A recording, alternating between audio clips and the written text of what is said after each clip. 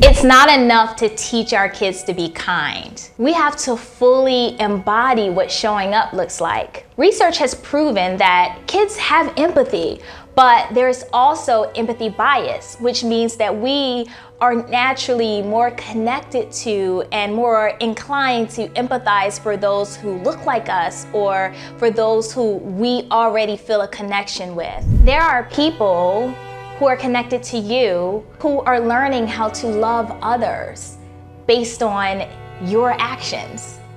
There are people who will learn to love and understand others based on the ways that you use your privilege.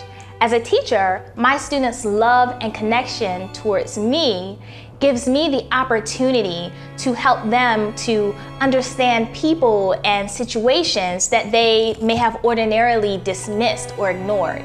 In this instance, in South Korea, my students were extremely judgmental towards homelessness. They had been taught that if someone was homeless, that meant that they didn't study well, they didn't work hard, or that they were lazy.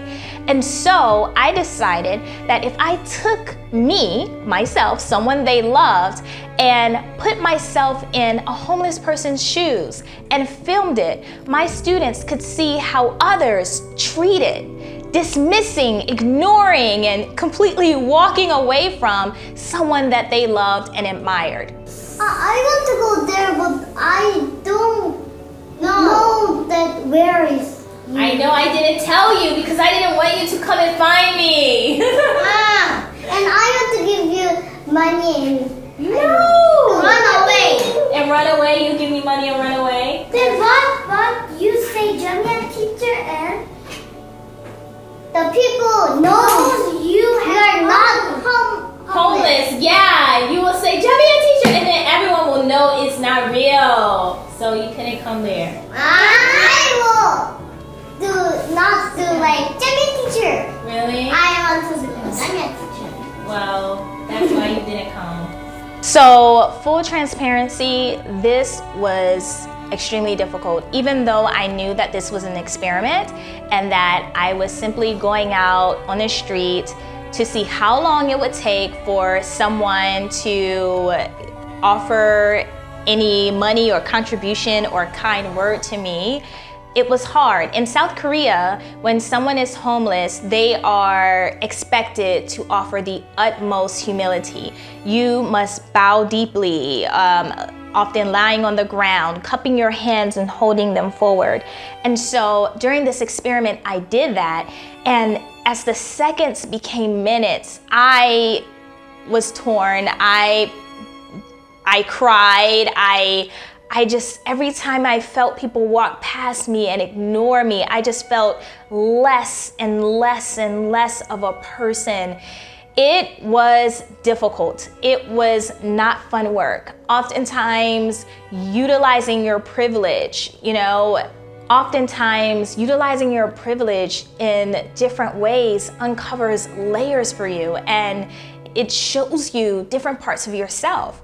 And for me, I just saw how much I wanted to just stand up and say, look at me, see me as a human, and further highlighting what I knew was necessary for so many of us to do for people who are homeless or people who are constantly in need, who we often walk past or judge. In this case, once my students became aware of my experience, not only was I able to show them the footage, but I was able to speak from a deeper point of view, a deeper layer of connection.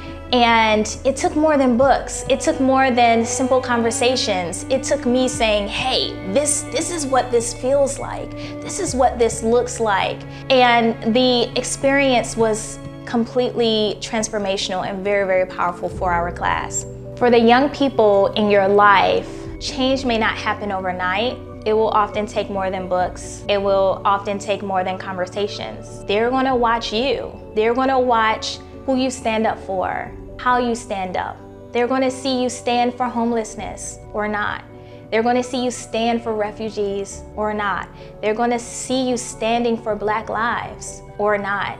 But As we all come together during these times, let's just reach an understanding that true change is on the other side of comfort. Let's stand together. I'm Jamia Drummond Bay, award-winning curriculum designer and global educator, and this is one of the many experiments that I brought to my students in my classroom.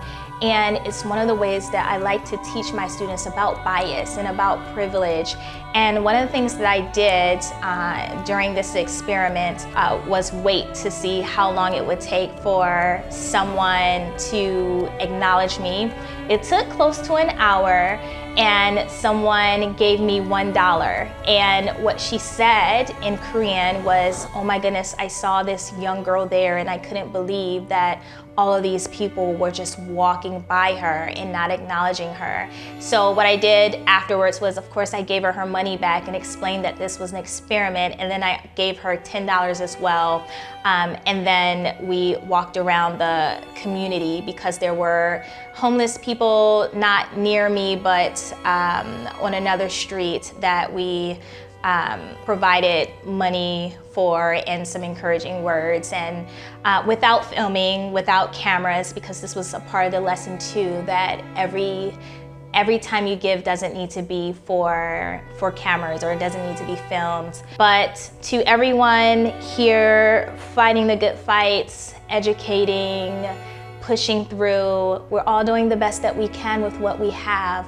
But just remember that we aren't in this alone, and that there are always people watching us, and that the younger generation, they have the voice, but they're learning how to use that voice from you.